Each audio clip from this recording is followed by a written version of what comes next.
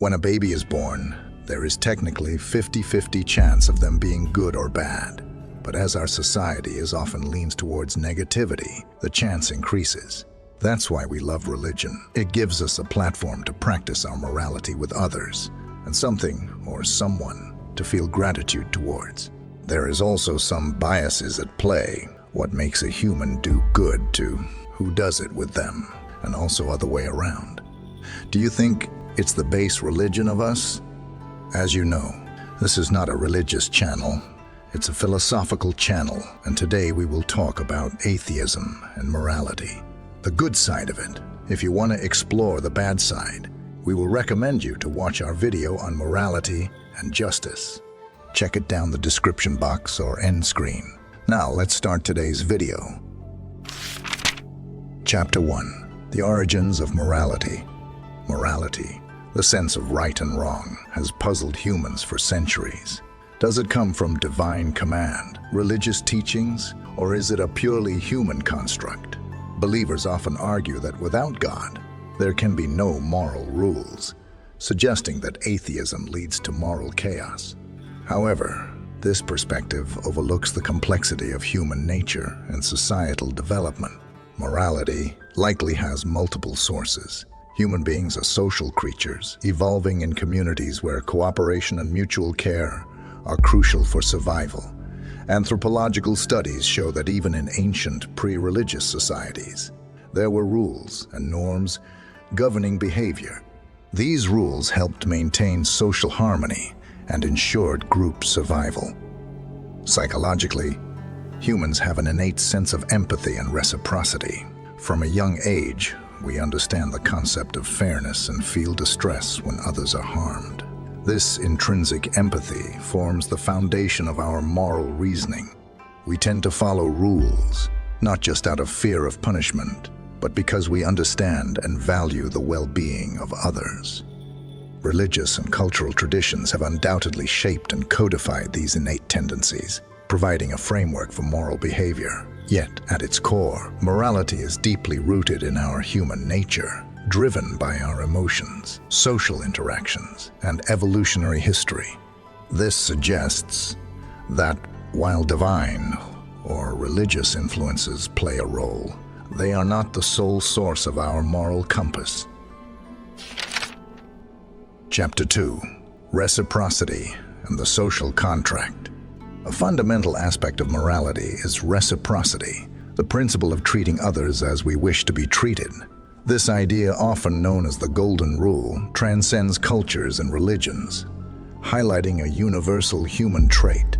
Reciprocity is a powerful force because it ensures mutual benefit and cooperation, essential for the survival and thriving of communities. From a psychological perspective, reciprocity is closely linked to our social nature. Humans are inherently social beings who rely on one another for support, protection, and resources. The social contract theory, proposed by philosophers like Thomas Hobbes and Jean-Jacques Rousseau, suggests that individuals collectively agree to follow certain rules and norms to maintain social order and personal safety.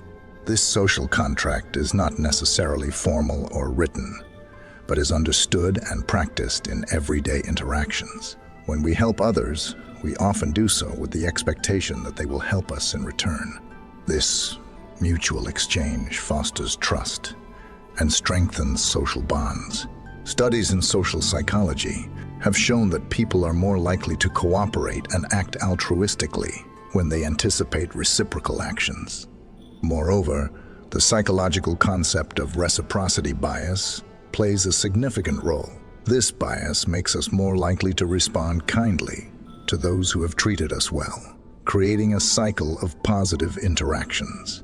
For instance, if a neighbor helps you with a task, you are more likely to help them in the future. This creates a network of mutual aid that benefits the entire community. In essence, reciprocity and the unwritten social contract are crucial components of human morality.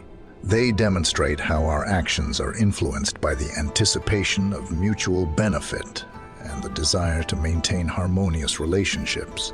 This framework helps explain why people generally adhere to moral rules, even in the absence of religious or divine oversight. Just a quick reminder, if you're enjoying this video, please consider like and subscribe, and thanks a lot if you did already. Moving on. Chapter 3. Emotional and Social Dimensions of Morality. Humans are deeply emotional and social beings, and these aspects significantly influence our moral behavior. Emotions such as empathy, guilt, and shame play a crucial role in guiding our actions and maintaining social harmony. Empathy allows us to understand and share the feelings of others. When we see someone in pain, our empathetic response makes us want to help, alleviating their suffering. This emotional connection is a cornerstone of moral behavior, prompting acts of kindness and compassion. Studies in neuroscience have shown that specific areas of the brain, such as the anterior insula and the anterior cingulate cortex, are activated when we empathize with others, highlighting the biological basis of empathy. Guilt and shame also contribute to moral behavior by regulating our actions. Guilt arises when we feel we have harmed someone or violated a moral standard, motivating us to make amends and avoid repeating the behavior. Shame, on the other hand, is a more social emotion, linked to the fear of social disapproval and the desire to maintain a positive self-image. Both emotions help reinforce social norms and encourage behaviors that promote group cohesion. The importance of social relationships cannot be overstated. Humans have a strong need for belonging and acceptance within their social groups. This need drives us to adhere to the moral codes and norms established by our communities. Sociologist Emil Durkheim emphasized that social integration and moral regulation are essential for societal stability. When individuals feel connected to their community and understand the shared values and norms, they are more likely to act in ways that uphold those values. In addition, the concept of social capital, introduced by Pierre Bourdieu and later expanded by Robert Putnam, illustrates how networks of relationships, trust, and reciprocity contribute to the functioning of society. Social capital enhances cooperation, reduces conflicts, and facilitates collective action, all of which are underpinned by moral behavior. Understanding the emotional and social dimensions of morality highlights that our ethical behavior is not solely driven by external rules or divine commands, but is deeply rooted in our emotional responses and social interactions. This perspective underscores the complexity and richness of human morality, shaped by our need for connection, empathy, and social harmony. Chapter 4. Altruism and Gratitude. Altruism and gratitude are pivotal in understanding human morality. These behaviors go beyond mere reciprocity and highlight the depth of human kindness and interconnectedness. Altruism refers to selfless actions intended to benefit others, even at a personal cost. From an evolutionary standpoint, altruism may seem counterintuitive, but it has profound implications for social cohesion and survival. Biologist Wilson and evolutionary psychologist Jonathan Haidt have studied how altruistic behavior can promote group survival by fostering trust and cooperation.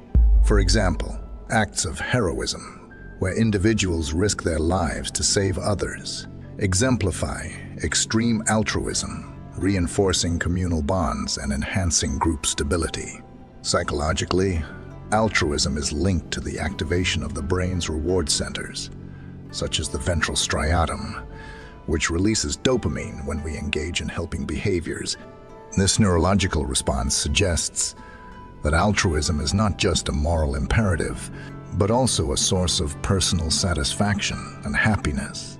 Research by psychologists like Elizabeth Dunn and Michael Norton shows that spending money on others increases individual happiness more than spending on oneself, highlighting the joy derived from altruistic acts. Gratitude, on the other hand, plays a complementary role in moral behavior. It involves recognizing and appreciating the kindness and help we receive from others. Gratitude enhances social bonds by encouraging us to return favors and act kindly towards those who have helped us. This cycle of giving and receiving fosters a positive social environment.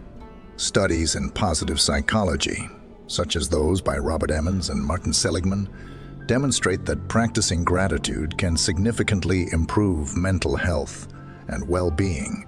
Expressing gratitude strengthens relationships, increases life satisfaction, and promotes a more optimistic outlook on life. In social contexts, gratitude acts as a moral glue, reinforcing the behaviors that maintain social harmony and cooperation. The interplay between altruism and gratitude is evident in everyday interactions.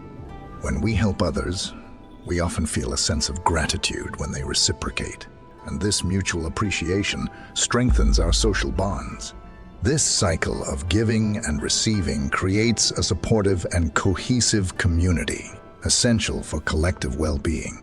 By understanding the roles of altruism and gratitude, we see that human morality is deeply intertwined with our emotional experiences and social connections. These behaviors highlight our capacity for kindness and our reliance on one another, illustrating that moral actions are driven by more than just external rules. They are rooted in our intrinsic desire for social harmony and personal fulfillment. Chapter 5. Psychological Studies and Human Behavior. Psychological studies provide valuable insights into the underpinnings of human morality, emphasizing how our behaviors are influenced by cognitive biases and social dynamics. These studies reveal the complexities and subtleties of our moral decision-making processes. One such study is the famous Good Samaritan experiment conducted by John Darley and Daniel Batson in the 1970s. This study explored how situational factors influence altruistic behavior. Seminary students were asked to give a talk on the parable of the Good Samaritan, but were placed under varying levels of time pressure. Those in a hurry were significantly less likely to help a person in distress than those with more time.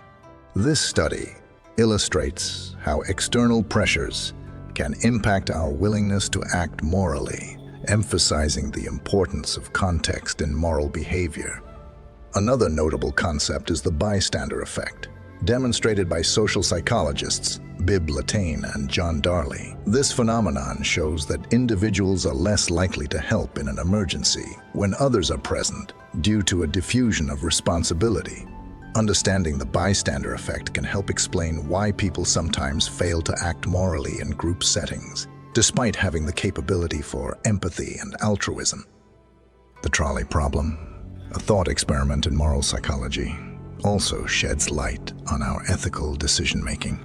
Presented with a scenario where one must choose between sacrificing one person to save 5 others, individuals' responses reveal the tension between utilitarian principles, maximizing overall good, and deontological ethics, adhering to rules and duties.